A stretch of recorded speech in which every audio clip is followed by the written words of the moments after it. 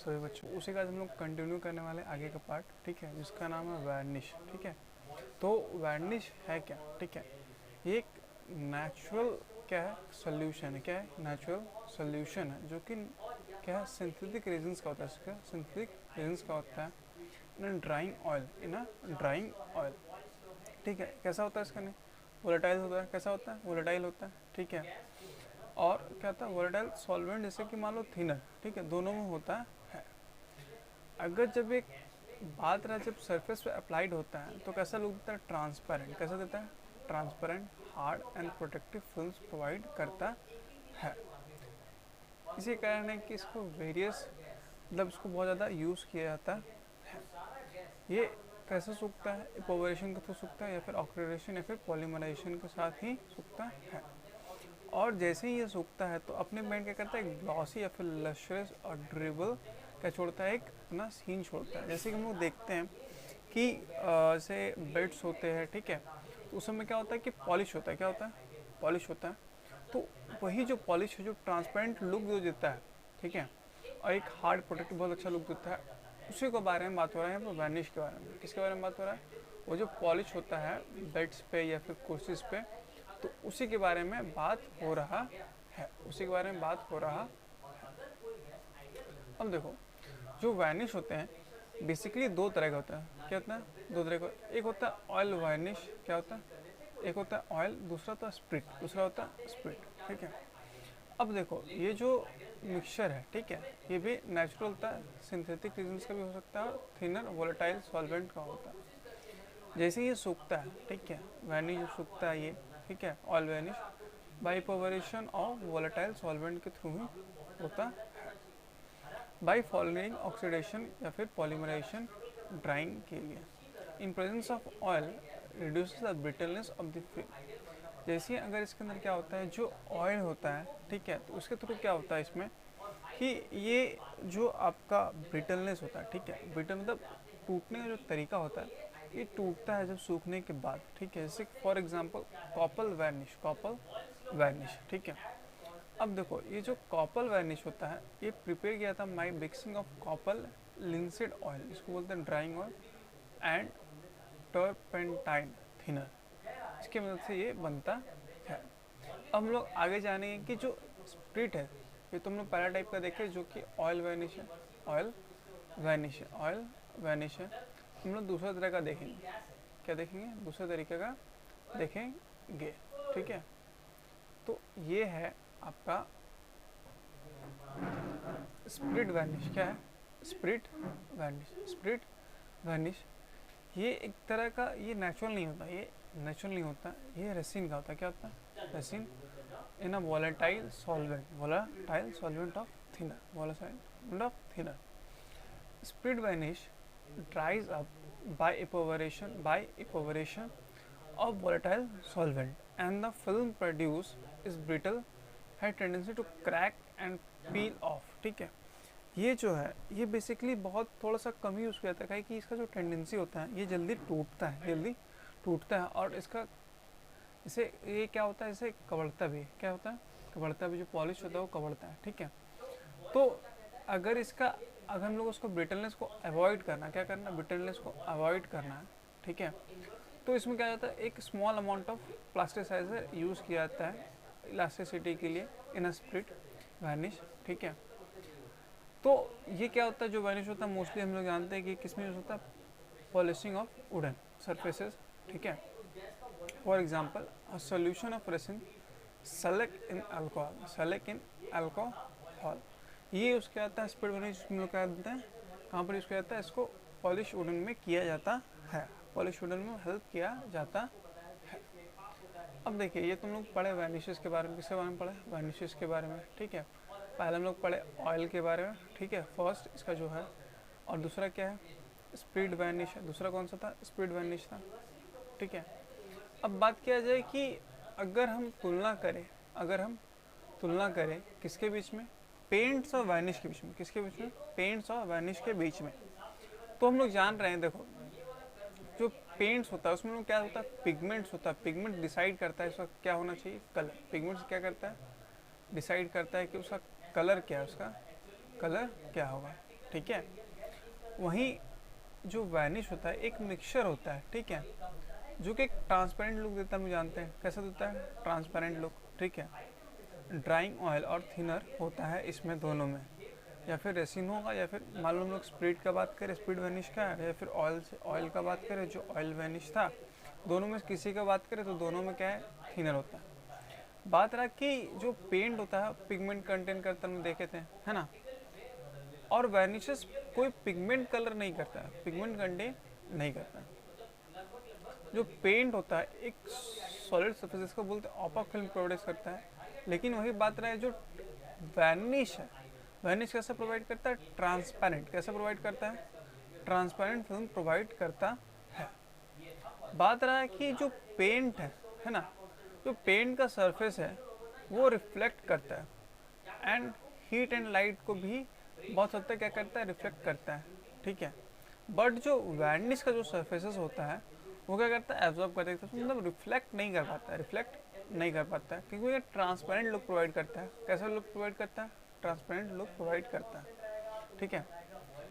Paint जो है different colours हम लोग को मिलता है, लेकिन वैनिश लिटिल और नो कलर हम लोग उसमें मोस्टली देखते हैं। अगर हम उसका कलर का बात करें, ठीक है, तो मैंने अभी तक देखा है मोस्टली कलर क्या होता है, एक ब्राउन मिल जाएगा,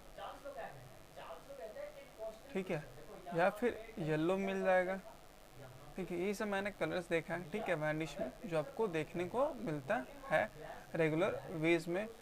जब आप कुछ को पॉलिश करवाते हो तो आपको ये चीज़ दोनों देखने को मिलता है, ठीक है। वैनिश में यही दो कलर आपको मोस्टली मिलेगा, ठीक है।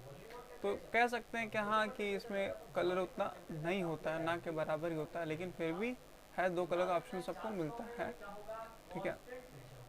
अब बात किया जाए कि थर्मल इंसुलेटर, किसका बात किया जाए, थर्मल इंसुलेटर। अब हम लोग जान रहे हैं कि इंसुलेटर मतलब क्या होता है, ठीक है। इंसुलेटर हम लोग जैसे जानते हैं कि इंसुलेटर क्या है, इंसुलेटर एक ऐसा चीज़ है जो कि इलेक्ट्रिसिटी कंडक्ट नहीं करता है, इलेक्ट्रिसिटी कंडक्ट नहीं करता है, ठीक है। तो बात रहे हैं थर्मल इंसुलेटर, किसका बात करा, थर्मल इंसुलेटर, किसका बात रहा, थर्मल इंसुलेटर। अब देखो हम लोग जानते हैं कि जो इंसुलेटर है एक वाइटर को प्रोवाइड करता है फेसेस पे, ठीक है, जैसे सेक्टर ऑफ पावर जनरेशन पे, ट्रांसमिशन में भी कभी कभी करता है, डिस्ट्रीब्यूशन। अब देखो जो इंसुलेटर्स होते हैं use for high voltage power के लिए यूज किया जाता है, लाइंस के लिए, ठीक है। मेड ऑफ फ्रॉम ग्लास या पोर्सिलिन और कंपोजिट पॉलीमर से बनाया जाता है। ये सब थोड़ा सा खास तरह का होता है, इंसुलेटर्स होता है। ये सब मोस्टली कहाँ यूज़ किया जाता है, इंडस्ट्रियल इंसुलेटर होता है, ठीक है। तो क्रिएट टू एयर गैप को मेंटेन करने के लिए हम लोग थर्मल इंसुलेटर को यूज़ किया जाता है। और इसका इफेक्टिव को बरकरार रखने के लिए between two or more conductors insulator form integral part of transmission and distribution में इसको स्टेब्लिश किया जाता है। तो किस लिए किया जाता है कि जो हम लोग का जो रेसिस्टेंस होता है उसको रेसिस्ट करे स्ट्रेसेस को, एज वेल एज जो हीट कोल्ड है उसको कंटमिनेट किया जाए, ठीक है। तो हम लोग किसका यूज़ करते हैं, थर्मल इंसुलेटर का सिग्निफिकेंस हम लोग देखे भी कि थर्मल इंसुलेटर का कहाँ कहाँ पर यूज़ किया जाता है और किस तरह से यूज़ किया जाता है, किस तरह से इसमें एयर गैप को मेंटेन करने के लिए हम लोग इसको यूज़ करते हैं, एयर गैप को मेंटेन करने के लिए यूज़ करते हैं। अब देखो जैसे कि हम लोग जानते हैं इंसुलेटर क्या होता है, जैसे हम लोग भी बताया कि मेटेरियल कॉम्बिनेशन होता है एक, है ना, जो रिटार्ड करता है ट्रांसफर ऑफ हीट को, ठीक है। अब देखो हीट है may be transmitted between materials, ठीक है, by the process of convection, conduction और रेडिएशन।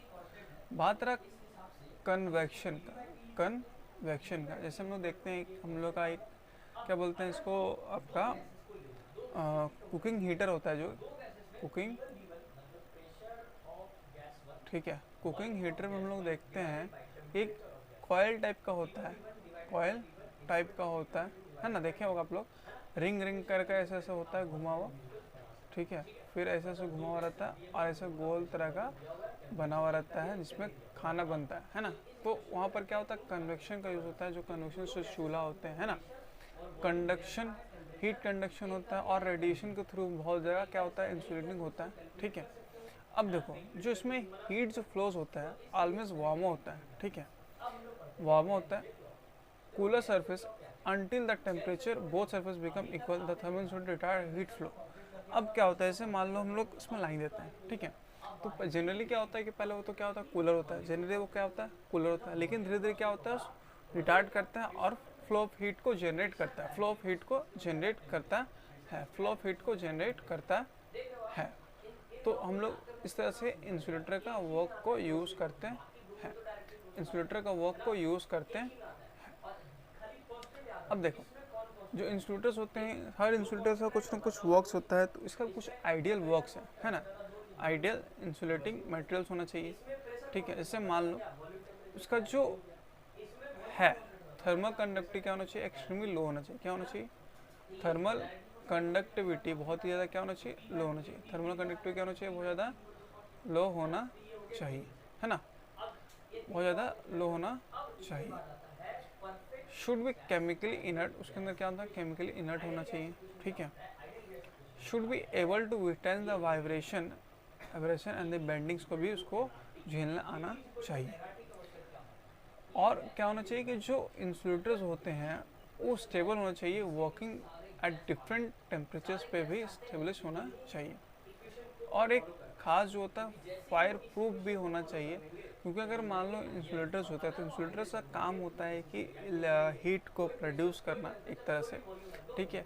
उस जो गैपिंग को मेंटेन करने के लिए अगर उसमें गैप मेंटेन ना हो पाए या फिर उस उतना हीट को बर्दाश्त ना कर पाए तो फिर उसका आइडियल होने का मतलब ही नहीं होता, इसलिए वो फायर प्रूफ होना चाहिए, है ना, विथ स्टैंड लोड्स को झेल लेना चाहिए, ठीक है, ऑर्डरलेस होना चाहिए, डेंसिटी भी उसका लो होना चाहिए, है ना, और शुड भी वाटर प्रूफ। अगर वाटर प्रूफ इंसुलेटर ना हो तो फिर बहुत ज़्यादा दिक्कत हो सकता है, काहे कि फिर जहाँ पर हम लोग थर्मल इंसुलेटर का जहाँ पर हम लोग यूज़ कर रहे थे इलेक्ट्रिक ट्रांसमिशन में गैप को प्रोड्यूस करने के लिए, अगर वहाँ पर वाटर प्रूफ अगर वहाँ पर तो इलेक्ट्रिसिटी फ्लो करने जाएगी तो फिर हम लोग का इंसुलेटर का कोई वर्क ही नहीं हो पाएगा, ठीक है। तो ये सब हो गया आइडियल्स इंसुलेटिंग मटेरियल्स जो कि होना चाहिए, जैसे कि extremely low thermal conductivity, chemically inert होना चाहिए, एबल टू विथस्टैंड होना चाहिए वाइब्रेशंस, है ना, एब्रेशंस एंड बेंडिंग्स को भी देखना आना चाहिए, कोई भी स्टेबल टेम्परेचर को वर्क होना चाहिए, है ना, और कैपेबल विथ स्टैंडर्स लोड्स को भी देखना आना चाहिए, और ऑर्डरलेस होना चाहिए, मतलब कोई भी स्मेल नहीं होना चाहिए, कोई भी स्मेल नहीं होना चाहिए, और वाटर प्रूफ भी होना चाहिए, वाटर प्रूफ भी होना चाहिए। तो ये सब क्या है आइडियल समझ लो थर्मल इंसुलेटर का वर्क होना चाहिए, ये सब क्या है एक आइडियल थर्मल इंसुलेटर का वर्क होना चाहिए, उसके बिना ये सब कोई काम का नहीं है, उसके बिना कोई काम का ये सब नहीं है। अब हम लोग बात करते हैं कि हम लोगों ने देखा, ठीक है, इंसुलेटर्स का आइडियल वर्क, ठीक है। अब देखो कि जो थर्मल इंसुलेटर है उसको दो टाइप्स में डिवाइड किया गया, दो टाइप्स में डिवाइड किया गया है ना। तो पहला जो है वो है ऑर्गेनिक थर्मल इंसुलेटर, क्या है ऑर्गेनिक थर्मल इंसुलेटर, ठीक है। ये जो होता है ये बेस्ड होता है हाइड्रोकार्बन के ऊपर, हाइड्रोकार्बन पॉलीमर्स के ऊपर बेस्ड होता है ना। अगर ये हाई वोल्ट या मिला इसको, ठीक है, तो ये एक्सपेंड करके क्या बनता है ऑब्टेन हाई वॉइड स्ट्रक्चर बनाता है ताकि वो थोड़ा स्टेबल रह पाए, ठीक है, suitable up to 150 degree Celsius, 150 degree Celsius मायने रखता है कि हम लोग तो 40-50 डिग्री में तो इंसुलेटर देखो कितना डिग्री पे रह पाता है, 150 डिग्री सेल्सियस पे रहता है। For example thermocol expanded polystyrene होता है, ठीक है, पॉलीयूरेथीन फोम, पीयू, उल, कॉटन, पेपर, ठीक है, charcoal powder, saw dust, Coke powder, रबड़, ये सब होता है, ठीक है। पहले तो हम लोग क्या देखे ऑर्गेनिक थर्मल इंसुलेटर जो कि हाइड्रोकार्बन पॉलीमर से बना होता है, जो कि एक्सपेंड हो सकता है, एक हाई ऑप्टेन बॉडी स्ट्रक्चर लेता है ताकि वो स्टेबल हो सके, कब तक 150 डिग्री सेल्सियस तक वो स्टेबल होने की कोशिश करता है। अब हम लोग एग्जाम्पल देखें कि क्या है, थर्मोकॉल हो गया, पॉलीयूरेथीन हो गया, फोम, है ना, उल, कॉटन, पेपर, चारकोल पाउडर, ये सब है, सॉ डस्ट, कोक पाउडर, ये सब है, रबड़ भी है ना इसके अंदर आता है। दूसरा है inorganic thermal insulator, inorganic thermal insulator, ठीक है, ये जो बेस होता है सिलिशियस या एल्यूमिनियस या कैल्शियम मटेरियल्स में होता है, फाइब्रस होकर के, ठीक है, फाइब्रस ग्रेनुलर पाउडर और पाउडर फॉर्म में होता है। अब देखो हम लोग देखा था कि जो ऑर्गेनिक है, ऑर्गेनिक थर्मल इंसुलेटर है 150 डिग्री सेल्सियस तक है, 150 डिग्री सेल्सियस है, लेकिन बात रहा इसका ये कब तक होता है, suitable up to 150 degree Celsius, कितना 150 डिग्री सेल्सियस पे होना चाहिए, एबव 150 डिग्री सेल्सियस होना चाहिए, एबव होना चाहिए। तो इसका ये खासियत है, इसका एक ये खासियत है ना। तो अब देखो ऐसे मान लो इसका एग्जांपल, जैसे मान लो मिनरल उल, कैल्शियम सिलिकेट, ग्लास उल, पोरस सिलिका, ठीक है, रिफ्रैक्टरी इंसुलेटिंग जो ब्रिक्स होते हैं, एबोसिस पेपर्स, एबोसिस फाइबर्स को होता है, एबोसिस होता है। अब हम लोग बात करने वाले हैं ग्लास उल, ठीक है। जो ग्लास उल है एक इंसुलेटिंग मटेरियल होता है, ये भी कैसा है, एक इंसुलेटिंग मटेरियल होता है जो कि फाइबर्स ऑफ ग्लास से बनता है ना। जो ग्लास फाइबर्स होते हैं, ठीक है, glass fibres are prepared from the molten glass से बनाया जाता है, flows into a cylindrical container having a small holes, ठीक है। जो कंटेनर होता है होते रहता है रैपिडली एंड हॉरिजॉन्टल स्ट्रीम्स में होता है, फ्लोज आउट दी होल्स। अब देखो जो मोल्टन ग्लास जो होता है, streams are converted into fibres होता है, ठीक है, और धीरे धीरे ना डाउनवर्ड क्या होता है, ब्लास्ट टू द एयर्स होता है, धीरे धीरे वो एयर के संपर्क में आता है। जैसे ही वो फाइबर जो होता है fall on a conveyor belt, गिरता है कन्वेयर बेल्ट पे, एक अरेंज होता है एक टेक्सचर पे, सिमिलर टू दी उल, एक टेक्सचर उसको मिलता है, ठीक है। तो ग्लास उल का क्या होता है, एक प्रोड्यूस होता है जिसको रोल्स होते हैं या स्लैब्स होता है, प्रोड्यूस होता है, different thermal and chemical properties या फिर मैकेनिकल प्रॉपर्टीज उसका होता है। देखो बेसिकली क्या होता है कि उसको क्या कहता है, एक मॉल्टन होता है, ठीक है, मॉल्टन ग्लास में डाला जाता है, उसमें क्या होता है, एक सिलेंडर होता है, सिलेंडर में स्मॉल होल्स होता है और धीरे धीरे वो घूमता है, रैपिडली क्या होता है, घूमता है, ठीक है, हॉरिजॉन्टल स्ट्रीम में, जैसे जैसे वो गैस को निकलता है, ठीक है, तो होल से वो बाहर आना स्टार्ट करता है मॉल्टन स्ट्रीम में, ठीक है, और एक बेल्ट पे जाके वो गिरता है। अब जो बेल्ट है वो डाउनवर्ड जाता है, बेल्ट जो है वो डाउनवर्ड जाता है ना। तो जो फाइबर्स होता है कन्वेयर बेल्ट पे गिरता है, ठीक है, और धीरे धीरे क्या होता है, एक टेक्सचर पे वो करता है जो किस तरह से होता है, सिमिलर टू दी उल पे वो जाके होता है, सिमिलर टू दी उल जैसा होता है। और जो ग्लास वॉल प्रोड्यूस क्या होता है, एक रोल्स होता है या फिर स्लैब्स को प्रोड्यूस करता है, और उसका भी क्या होता है, different thermal and mechanical properties हम लोग को देखने को मिलता है, different thermal and mechanical properties हम लोग को देखने को मिलता है। इसका ग्लास उल्का, ठीक है। अब हम लोग देखते हैं जो प्रॉपर्टीज होगा उसका भी कुछ प्रॉपर्टीज होगा, ठीक है। तो जो क्या होता है, ये लो थर्मल कंडक्टिविटी है, क्या लो थर्मल कंडक्टिविटी होता है, ठीक है, केमिकली इनर्ट होता है इसके अंदर भी।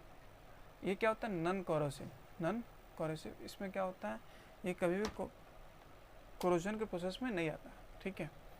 हाईली रेसिस्टेंस होता है मॉइस्चर को, अगर हाईली मॉइस्चर को होता है तो ये क्या होता है, ये ऑक्सीडेशन इसमें नहीं होगा, ठीक है, ये आएगा नहीं और ये नॉन कोरोसिव कहलाएगा। इसका जो स्ट्रेंथ होता है बहुत अच्छा टेंसाइल होता है, फायर प्रूफ होता है, और इसका क्या होता है, लो डेंसिटी होता है। अब देखो जो अगर मान लो इसका एप्लीकेशंस कहाँ इसको यूज़ करता है, इसका पर्पस कहाँ का है, से ओवंस में है ना, और रेफ्रिजरेटर देखना वहाँ पर एक ग्लास टाइप का एक होता है, स्लैब्स होता है ओवंस में, रेफ्रिजरेटर्स में, है ना। ये क्या होता है, इंसुलेट होता है, फ्लैट सरफेस, कैविटिव इंसुलेशन, ठीक है, सीलिंग टाइल्स में होता है, कर्टन्स होता है, वॉल्स में होता है, ठीक है, एज वेल एज डक्टिंग, कहाँ पर ducting. It is use to insulate the piping में होता है, साउंड प्रूफिंग में, है ना, और इलेक्ट्रिकल इंसुलेशन में भी यूज़ किया जाता है। अब देखो इसका यूज और कहाँ होता है, एयर फिल्टर्स में भी यूज़ होता है, डस्ट फिल्टरिंग मटेरियल्स में भी इसका यूज़ किया जाता है, तो ये हम लोग देखा कि जो properties of glass walls and applications का कहाँ यूज़ होता है। कहाँ कहाँ यूज़ होता है, हम लोगों ने ये चीज़ देखा, है ना।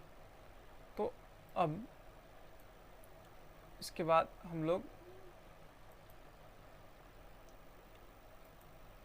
थर्मोकॉल के बारे में पढ़ेंगे। किसके बारे में? थर्मोकॉल के बारे में पढ़ेंगे। थर्मोकॉल तो आप लोग सब लोग जानते हो कि थर्मोकॉल कैसा दिखता है ना। तो ये क्या होता है, एक ब्लोइंग गैस की तरह बनता है। इसमें क्या होता है, पॉलीस्टीरीन होता है। क्या होता है? पॉलीस्टीरीन होता है। अब लोग सब लोगों ने इसे यूज़ किया होगा थर्मोकॉल को बहुत सारे प्रोजेक्ट्स बनाने में। ये कैसा होता है, एक सॉलिड फॉर्म की तरह होता है। कैसा होता है? सॉलिड फॉर्म की तरह होता है। जो मेटल उसमें क्या बोलते हैं? थर्मोकॉल। क्या बोलते हैं? थर्मोकॉल। और इसको एक अनदर नेम क्या बोलते हैं? ईपीएस, इसका नाम है एक्सपेंडेबल पॉलीस्टीरीन। स्पंजी होता है, इसमें छोटे छोटे पोर्स होते हैं, वो देखा है, ठीक है। फॉर्म होता है, स्ट्रक्चर जो कंटेंट होता है 3 to 6 मिलियन डिस्क्रीट सेल्स होता है पर litre, giving an excellent insulating properties को प्रोवाइड करने के लिए। थर्मोकॉल में लोग देखते हैं कि क्या होता है कि इसमें लो थर्मल कंडक्टिविटी होता है, बहुत ज़्यादा लाइट वेट होता है, शॉक प्रूफ होता है, केमिकली इनर्ट होता है। अब देखो इसमें क्या होता है कि जो इसका इलेक्ट्रिकल इंडिकेटर क्या लो होता है, काहे कि इलेक्ट्रिकल तो फ्लो करता नहीं है। डेंसिटी क्या हो गया, बहुत ही कम होता है, 15 to 13 kg पर मीटर, है ना। क्वाइट स्ट्रॉन्ग होता है एंड टफ होता है बट होता है, ठीक है। स्पॉन्जी होता है, पोरस फॉर्म लाइक स्ट्रक्चर हम लोग देखें, और ये बहुत ही आसानी से कट हो सकता है सिंपल टूल से। जैसे हम लोग नाइफ से ऐसे हम लोग प्रोजेक्ट बनाते हैं, ठीक है, तो हम लोग देखते हैं ना कि इसमें नाइफ से आराम से कट हो रहा है, और सौ से हम लोग उसको काट सकते हैं, इजीली हम लोग काट सकते हैं। तो थर्मोकॉल तो आप लोग सब लोग जानते ही हैं, मोस्टली आप लोगों ने यूज़ भी किया हो, आप लोगों ने यूज़ भी किया होगा। अब देखो इसका आगे कुछ पॉइंट्स है ना। तो ये क्या होता है, ये हाईली रेजिस्टेंस होता है मॉइस्चर को लेकर, क्या कि ये मॉइस्चर में देखते हो कि मॉइस्चर भीगने से उसका कुछ होता नहीं है। टेंसाइल स्ट्रेंथ देखो 3 to 6 kg पर सेंटीमीटर, मतलब उतना भी अच्छा नहीं होता है लेकिन होता है, ठीक है।